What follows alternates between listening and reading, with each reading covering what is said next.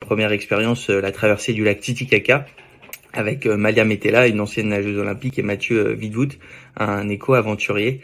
On a traversé ce lac mythique à 4000 mètres d'altitude tous les trois, à la force des bras, en tractant un radeau de 500 kilos dans une eau à 12 degrés. C'est une traversée qui a duré 11 jours. Et ça a été juste fabuleux. Et dernièrement, j'ai réalisé une course de 57 km tout seul, cette fois-ci en Argentine. Ça s'appelle la Santa Fe Coranda. C'est une course qui a lieu dans une rivière déchaînée. Et j'ai été le premier athlète en situation de handicap à participer et à finir cette course.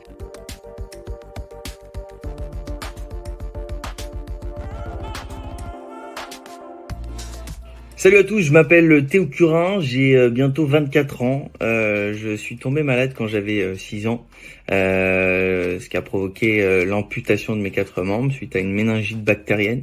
Après de longs mois d'hospitalisation et de rééducation, j'ai décidé de me lancer un challenge, celui d'aller au contre de ma phobie.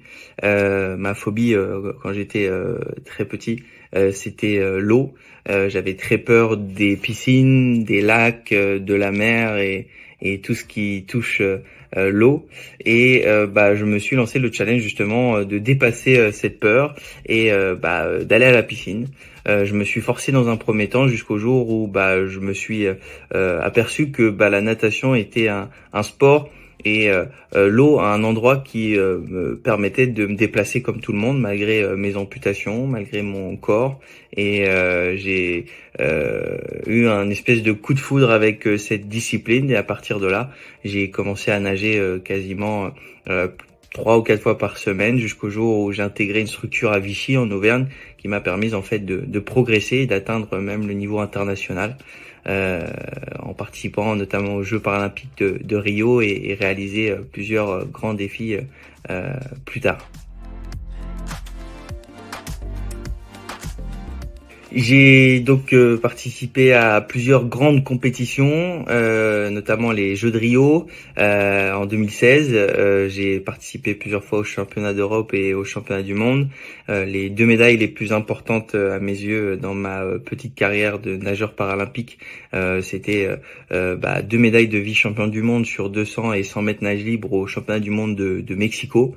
Voilà, ça a été des moments forts en émotion, en partageant ça en plus avec mes entraîneurs, avec tous les gens que je côtoyais justement pendant mes préparations. J'en garde des souvenirs fabuleux. Mais j'ai dû malheureusement arrêter la compétition en 2019 parce que je faisais face à des soucis d'inégalité. Dans le paralympisme, on est classé par catégorie de handicap et parfois c'est pas facile de classer les gens dans des catégories jusqu'au jour où je me suis retrouvé dans la même catégorie que des nageurs qui avaient leurs mains, donc forcément très avantagé par rapport à moi. Et voilà, j'ai décidé de mettre de côté la compétition, d'arrêter la compétition et de me lancer des défis. D'avoir représenté la France dans des compétitions et même encore aujourd'hui quand je pars à l'étranger tenter des challenges sportifs, je défends toujours les couleurs de notre pays, la France, et c'est toujours une fierté immense.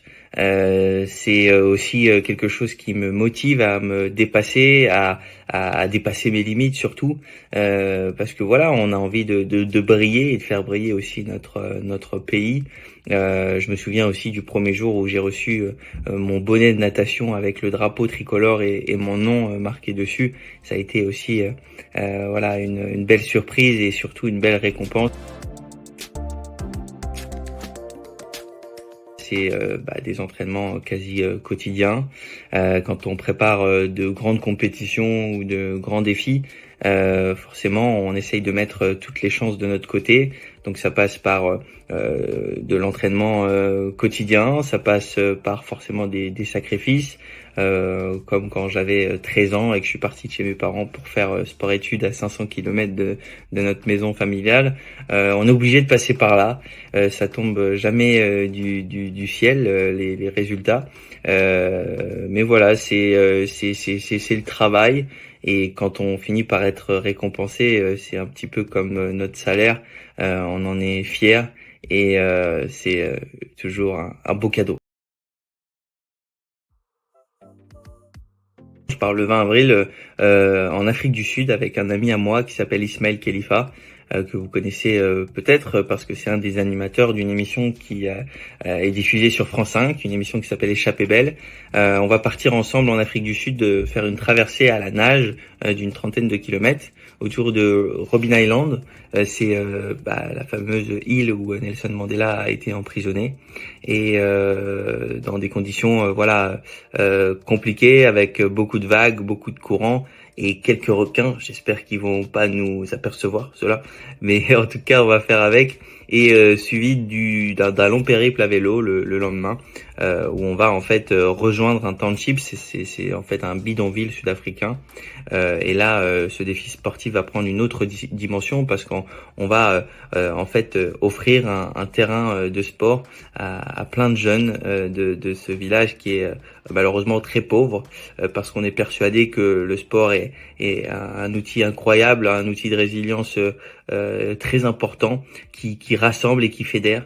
Et ça va être une folle aventure d'un point de vue évidemment sportif, mais aussi d'un point de vue solidaire.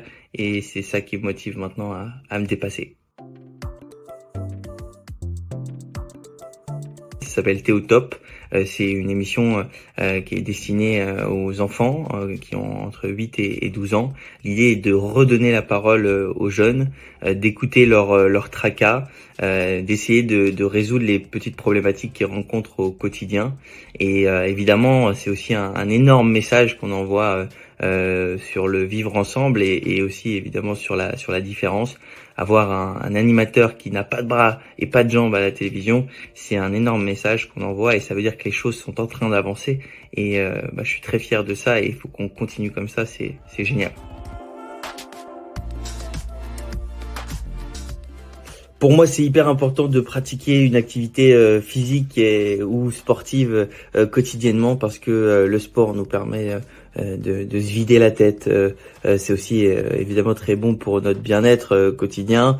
C'est évidemment bon physiquement, mentalement. C'est un outil incroyable qu'on peut toutes et tous utiliser à notre échelle. Pas besoin de faire des compétitions internationales ou pas besoin de réaliser des grands défis. Le sport, c'est selon moi avant tout quelque chose qu'on apprécie. Il faut pas que ce soit une corvée. Faut que ce soit une bulle où on se reconcentre sur nous-mêmes et il faut que ce soit un pur plaisir à chaque fois qu'on va faire une séance. Je vous propose de retourner à la piscine pour ceux qui ne sont pas allés à la piscine depuis longtemps et pour les nageurs d'aller à l'entraînement et de réaliser un simple petit kilomètre symbolique parce que moi c'était pendant longtemps un objectif pour moi de boucler le kilomètre. Je pense que c'est un objectif réalisable pour beaucoup d'entre vous. Et puis pour les plus forts, je vous propose de vous mettre un petit peu dans ma situation quand vous êtes dans l'eau. C'est assez simple. Il faut juste ne pas battre des jambes et essayer de nager avec les poings fermés. Et vous allez en fait ressentir un petit peu les appuis que j'ai dans l'eau. Voilà, c'est cadeau. Je vous embrasse et je vous dis à très bientôt. Ciao!